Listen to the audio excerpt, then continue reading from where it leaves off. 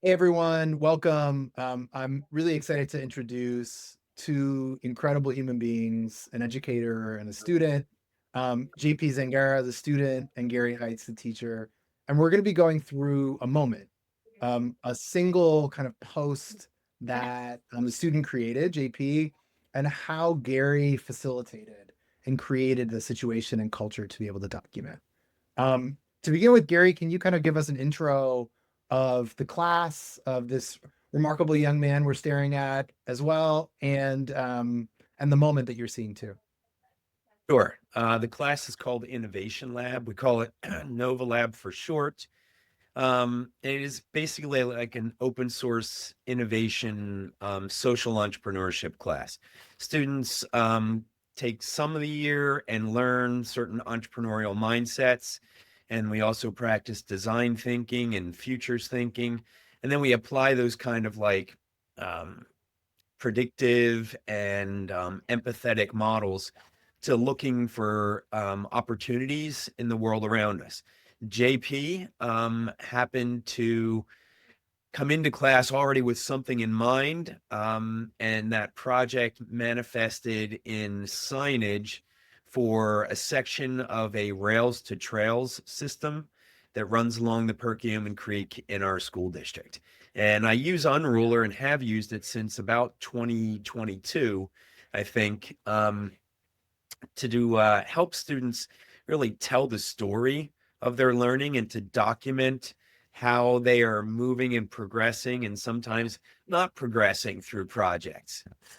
Hi, I'm JP Zangara. I took Mr. Heights class in the 2024-2025 school year and graduated high school in 2025. And now I'm a freshman in college. So Gary, give us context on the prompt that you created, on the way in which you got such great documentation from JP.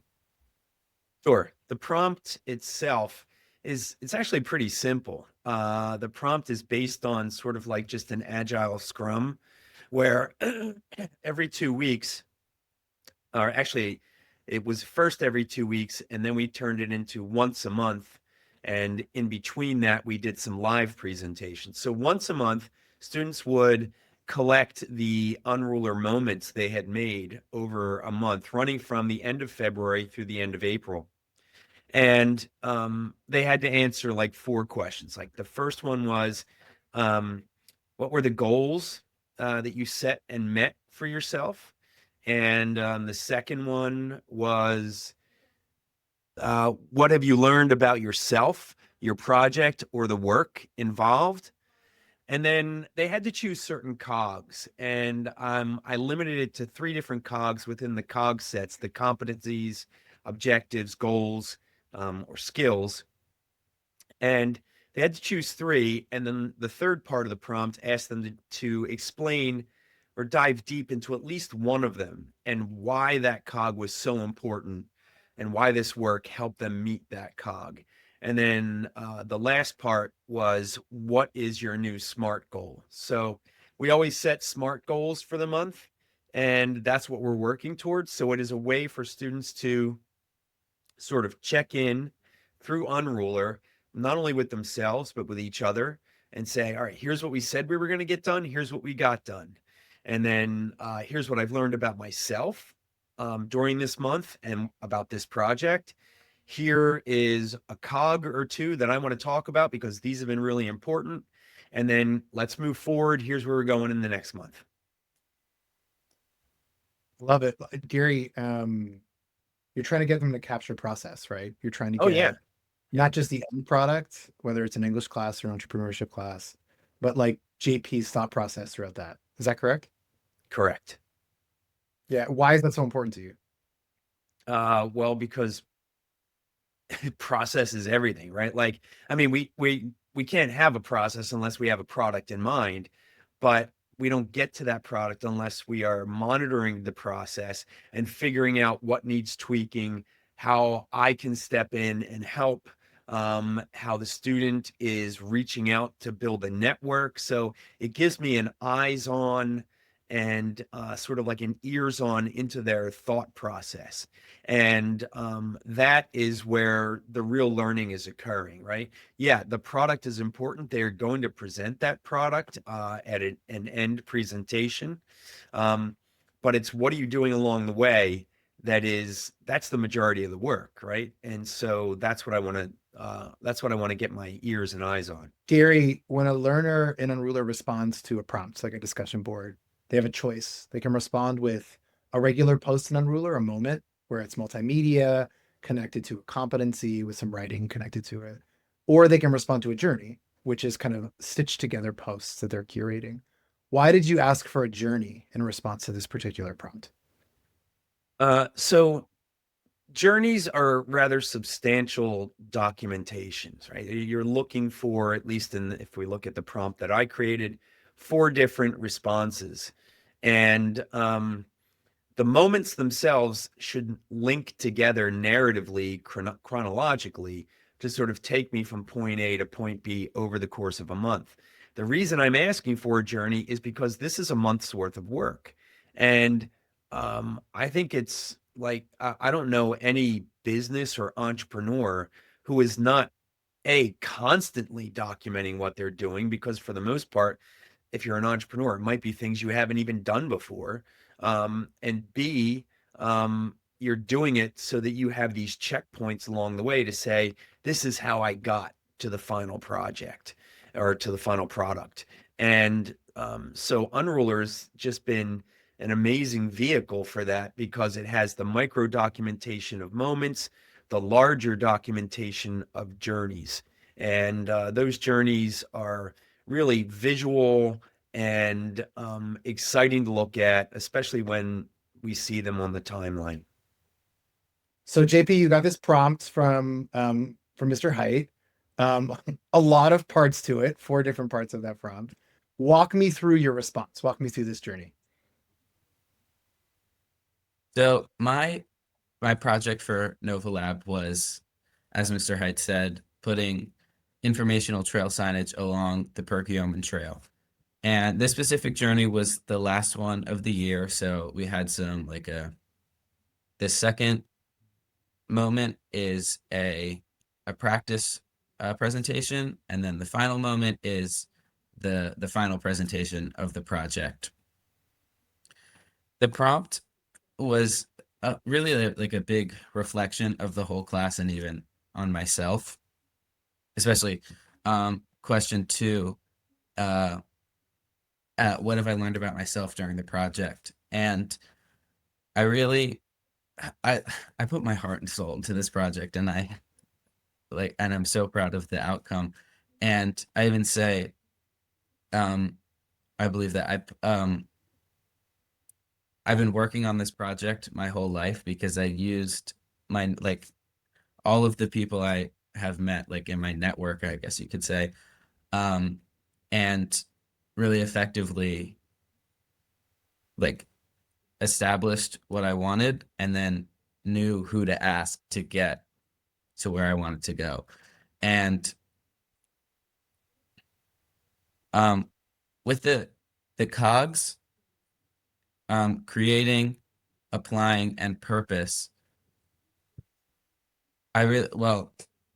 creating, we had to, as Mr. Height said, make the signs on Photoshop and research the things we wanted to include on the signs. Applying, as I said, I used my network to get to where I wanted to with the project. And purpose, this project is, I feel like it's so important to me and to the community, because it gets the whole intention with the project was to get more people outside so they could read the signs, learn about what's outside, with the intention of getting people to care more about climate change and help solve that. So now I'll go into the moments that made up this journey. So this is the final journey of the year. So it was the final stretch leading up to our final presentation of the project. So this first moment is a practice for the practice presentation of our final project, which happened at a college right by our school, or Sinus College. And this one, in the second journey, this was cool because we had some college students uh, were the like kind of like the judges of our presentations, and they gave us good feedback along with the students that our fellow classmates that watch it. This third moment is me and my partner for the project making the signs. We finished our second one, which is my personal favorite one. Um, and finally, the last moment is our final presentation with in front of a panel of former Nova Lab students and former students Mr. Hyde has had for other things, and presenting it also in front of our classmates. What does it look like to see this entire journey? Like to realize the process behind all the things you did? I guess seeing all your progress laid out gives you more, I guess, respect for what you did, and also gives you the confidence to do it again in the future for something more important, like Totally. something in the real world and in the workforce, or a project for college. And and I feel like Unruler does this really well because you get to map it out your own way, and you decide when, oh, we did something important here. I'm going to write something about that. And even with the with the picture, it's makes it better. I took a selfie like every time. Cool. So, yeah. I mean, what did you learn through the documentation of your project that you can apply to your work now at Bucknell or when you go into industry? Um, I learned how to document progress. Most importantly, um, I'm a chemical engineering student, so it's really important for that. I actually just had we presented our engineering projects earlier today, um, and we had to do something similar to Unruler with our team notebook, but it was just a Google Doc, and I really wish we had Unruler. I'm really missing it from Nova Lab. Um, but yeah, the skills from Unruler are very transferable to any group work, like the ones at Nova Lab, and also just giving also finding the ways to lay out your process and to say what you did to get to your end goal. Gary, how does it make you feel to see this documentation? To see all of the effort that you put into class and to see not just the product that JP created, but like himself, right? And who he is represented in this journey. Yeah, well, it's almost like a family album every year, right? Like you're introducing students to Unruler into this unique process of self-documentation of learning, and you're watching them grow not only through your class, but also they're growing through the process of becoming better documentarians. And as JP just said, that's so important skill-wise, being able to tell the story of the work that you're doing.